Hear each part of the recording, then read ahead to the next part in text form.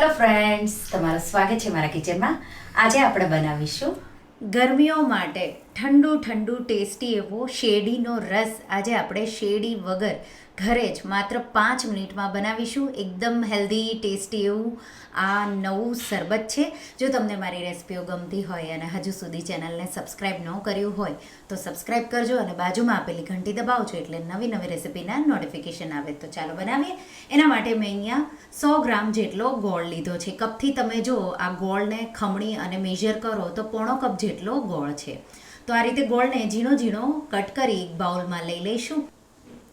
અને હવે આપણે 1 કપ જેટલું પાણી ઉમેરી દઈશું.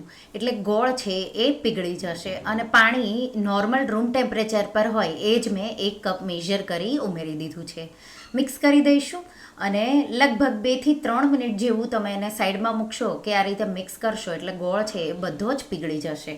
અને જો ગોળ વધારે હાર્ડ હોય અને પીગળે એવો ન હોય તો આપણે મિક્સરમાં ફેરવીશું ત્યારે એકદમ સારી રીતે મિક્સ થઈ જશે. તો આ રીતે ગોળ તમે જોઈ શકો છો પીગળી ગયો છે. હવે આપણે મિક્સર જાર લેશું અને એમાં આપણે ગોળવાળું જે આ પાણી છે એ ઉમેરી દઈશું. તો આ રેસીપીથી ગળપણ તમને કેટલું જોવે એ પ્રમાણે તમારો શેરડીનો રસ એટલે આ શરબત બનશે. સાથે આપણે એમાં 1.5 લીંબુનો રસ, તો મોટા 1.5 લીંબુનો રસ, લગભગ તમે 4 થી 5 ગ્લાસ જેટલા તમારો આ શરબત બનશે. એટલા માટે તો થોડું તમને ખટાશ વધારે જોવે શરબતમાં તો તમે એ પણ વધારે ઉમેરી શકો છો.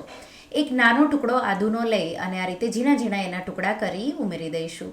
અને સાથે આપણે થોડા ફુદીનાના પાન, તો 20 થી 25 જેટલા, અને એકદમ સારો એવો ફ્રેશ ફ્લેવર આપશે એટલે ફુદીનાના પાન ઉમેરવા જરૂરી છે તો જ સારો એવો ટેસ્ટ આવશે. 1/4 ટીસ્પૂન જેટલો સંચળ કે પછી સ્વાદ પ્રમાણે અને 1/2 ટીસ્પૂન જેટલો ચાટ મસાલો ઉમેરી અને એકદમ સારી રીતે 1 મિનિટ જેવું બ્લેન્ડ કરી લઈશું. એટલે આ રીતે એકદમ સ્મૂધ એવું મિક્સ થઈ જશે. અને હવે આપણે એમાં 1.5 થી 2 કપ જેટલા બરફના ટુકડા ઉમેરી દઈશું.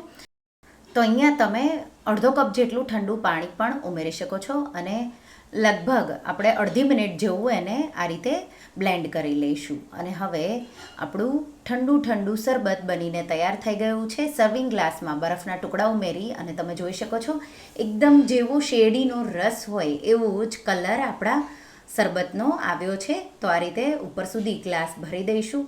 થોડી જ વારમાં નીચેથી ઉપર બધા બબલ આવી જશે અને જેવો શેરડીના રસનો કલર હોય એવો જ આ થઈ જશે. તો એકદમ ટેસ્ટી એવું, સરળ એવું. તો જો મહેમાનો માટે તમારે ખાંડવાળું, શુગરવાળું શરબત ન બનાવવું હોય તો આવું ગોળવાળું શરબત તમે બનાવી શકો છો. અને લગભગ આ રેસીપીથી 4 મીડિયમ એવા ગ્લાસ તમારા શરબતના ભરાશે. તો તમારે વધારે બનાવવું હોય તો એ રીતે ગોળ અને લીંબુનું પ્રમાણ લેવાનું. અહીંયા મારા ગ્લાસ મોટા છે એટલે 3 જેટલા ગ્લાસ ભરાયા છે. ઠંડુ ઠંડુ આ શેરડીનો રસ તમે સર્વ કરો તો ગરમીઓમાં ઠંડક આપે એવું હેલ્ધી એવો આ શેરડીનો રસ જરૂરથી ટ્રાય કરજો. તો તમને આ રેસિપી કેવી લાગી મને કમેન્ટમાં જરૂરથી જણાવજો. અને જો રેસિપી ગમી હોય તો વિડીયોને લાઈક કરજો, શેર કરજો અને મારા ચેનલને સબસ્ક્રાઈબ કરજો. અને આવી જ નવી રેસિપીઓ માટે તમે બેલ આઇકન બટનને પ્રેસ કરજો. Thank you for watching.